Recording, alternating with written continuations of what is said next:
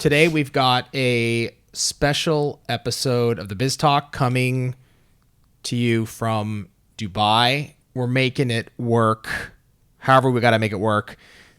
Today's topic is going to be on inspiration and where it comes from. I've got two nail artists sitting in front of me. We're going to jump into this topic right now on the Biz Talk.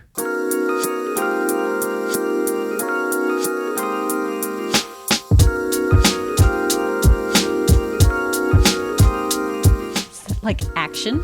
That's kind of my action, That's yes. your action. Your claw. Tracy, don't ever do that.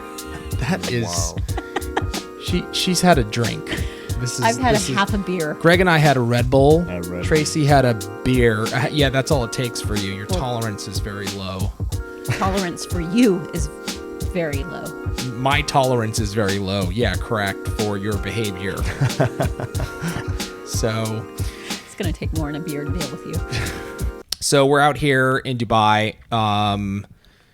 We've had an incredible experience today with a bunch of nail artists out in the Middle East. I was talking to them about inspiration. I got some very interesting answers, and which kind of brings me to this question for you guys, seeing that both of you are nail artists. Where does your inspiration come from when it comes to just doing nails? That's kind of where I want to go. I saw like so many different pathways today. It was crazy, actually, the answers. Really? Yeah, it was really crazy, the answers that I got. I was like shocked with some of them. Yeah, it wasn't what you expected. Like, what was the most surprising? The most surprising for me was straight money. Someone like inspiration. I asked, inspiration was money, and really where they're coming from was exactly was the business. It's the business side for her, and she was really inspired. But I didn't expect that, and that's what drove her to create. So and that's it's different for everybody. So I'm just curious with you guys. Let's start with Greg. Where does your inspiration come from? I think a lot of people would be interested to know where your inspiration comes from when you have to create. My inspiration, my deep inspiration is to teach people how to be successful. Right. So, it's funny because I had this crazy talk with a friend of ours last week about Kihun, which is like going back to the basics, karate, wax on, wax off. One of my favorite movies of all time, dude. You're going to wax my car? But he was basically talking like how, certain masters always refer back to the basics. And I think my inspiration is always trying to focus on excellent fundamentals. That way I could always teach my students to strengthen those key targets, right? So that it makes them better artists. I like to be well-rounded when it comes to doing nails. So, for me to just focus on designs, I mean, you can find inspiration from many artists. I get a lot of inspiration from Tracy just because she's just so amazing with color, and, right. She just, she guides me in a Tracy helps me a lot when it comes to designs. But I mean, I'm always focusing on fundamentals. My inspiration is to stay strong with that so that when I teach, my students have a good foundation. And that's really where I think my strength is. So that's kind of interesting. Like, I would say, everybody has their strengths, right? Yours is teaching, right? I mean, I think that's like your superpower. So when you get up and you have to teach a class like today of 35 students, and you're up there with no sleep, with no zero sleep, jet lagged, and they don't speak English, right? So that takes on a whole another challenge. It's kind of hard to get in a flow. Yeah, almost. like so, but where, like, what's the core of, like, today I'm gonna give it every, like, where does that ultimately, what are you feeling? Are you just like, So human nature, it doesn't matter where we're from. We all thrive on the same energy. And I think that when someone learns something new, for me, I find inspiration on people like getting excited about discovering something new. So taking my time and explaining to them in detail. And, for me today, working with a whole group of people who didn't speak English at all, I have to literally take my time, basically pronounce every syllable slowly. right? But I find excitement on seeing them get excited. You feed off their energy. I I would say really- he definitely is I- one I of those do. people that, I do. I get really excited when I see them get excited. So before you even start, do you kind of visualize? Do you kind of say to yourself like, I want to see that, like, I feed off of that look, off of that, like the eyes when they get it. Like, are you kind of visualizing that and like seeing that? No, I'm going to be honest with you. I mean, I've done it so much over Past 25 20 years right. that in the beginning it was tough because I was learning how to communicate with people in a room. So, I mean, me, I've done classes from 35 to 1,000. Right. I've been in front of a group of 1,000 people. Yep, I've been there.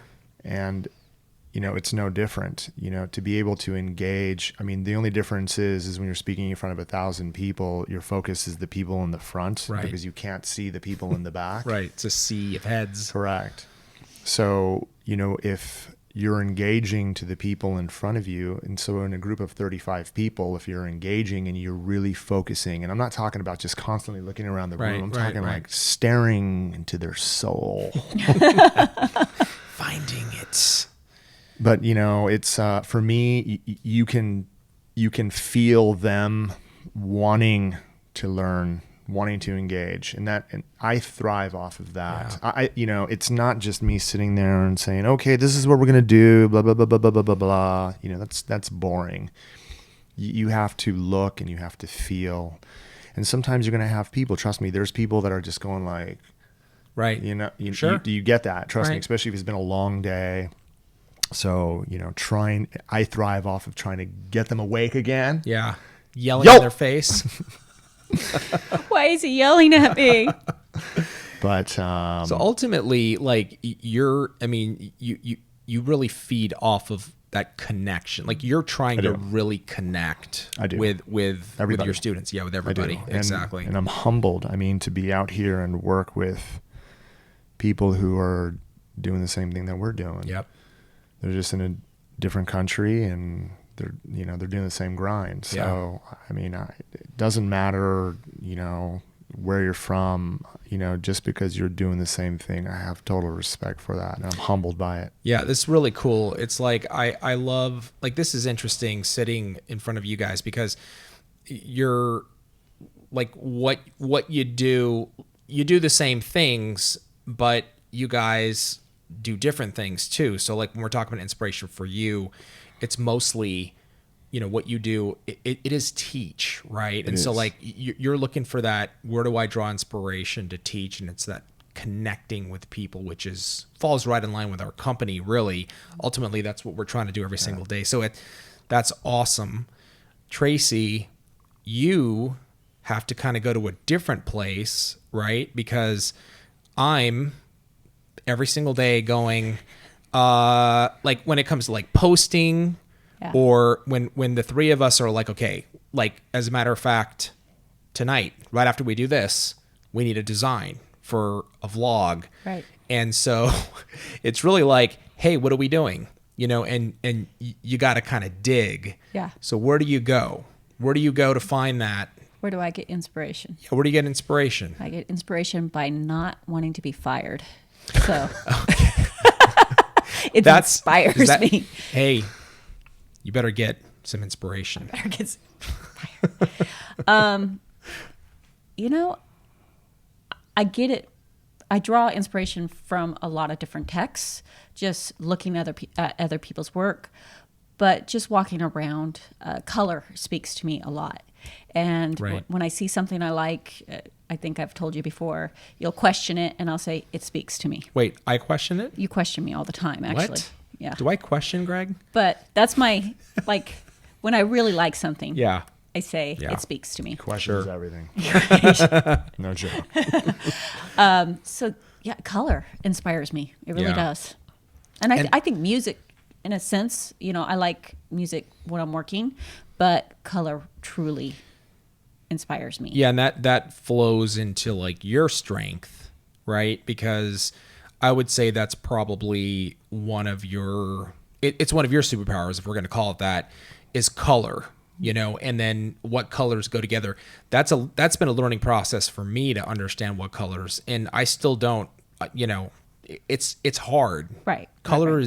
it's a very challenging thing. Yeah, It's very difficult. to get colors that blend well and to do something unique. I Okay, think. so It all speaks when I dress my children. My wife's like, "What are you?" dude, I have the same problem, bro. I've got like half pajamas, half tank top. I just throw and, like, on whatever and send them. dude, I know. Send it. So, but do you when during the course of the week, Trace, that you have to come up, you're gonna have to come up with designs. You're gonna have to we're gonna have to are you looking? You're starting with color. Is that kind of the first place that you start? Is like, okay, let me start with a palette. What's going to go together, and then from there you build. A lot of times I build from color, but I don't probably think about the process as much as you would expect. Like if you tell me tomorrow I have to come up with a nail and I try searching right now for that nail, it's not going to work. You work better kind of on the spot. On the fly. Yeah. Yeah, I Got do. it. So, okay.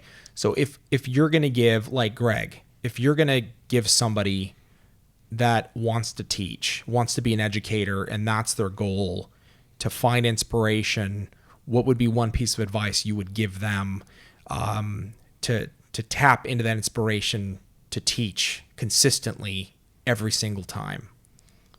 You have to have patience to deal with people who are going to work slower than others. You have to get excited at seeing progress. You have to be excited about working with basics, good fundamentals, and if you strengthen those foundations and you're excited to see people get better, I think that you will definitely make a good teacher. I think most good teachers, good instructors, are, they get excited when their students do well. For me, it's teaching people how to communicate better. I mean, communication is a really, really big thing. Being patient, because you're going to deal with people who are going to, obviously, they're not going to get it right off the bat. Right. You might have to try like 4 or 5 different things. Right. One way is not always the right way. Unless it's my way. Unless it's a Beeb's way. Well, let me ask you a question. Like, where do you drive inspiration? What drives inspiration for you, bro? For me, What's that? I inspire you. Tracy is the inspiration for my life. I've been Habib's inspiration his whole life. Now that I know is wrong.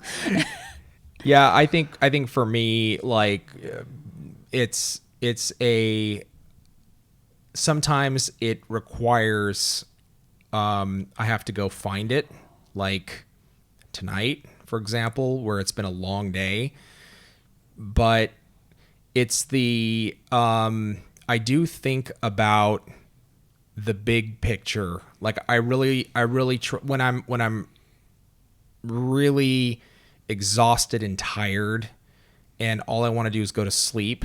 We just had this conversation. We were just having this yeah, we were literally fried. We're fried. And there's a bigger picture, and for me, I visualize, where I see the company. And so all these little steps are so important in that big picture. So I really look at it and go, this one night is just as important as any other, major event in our business. For sure. It's just as important to me as like landing a major account.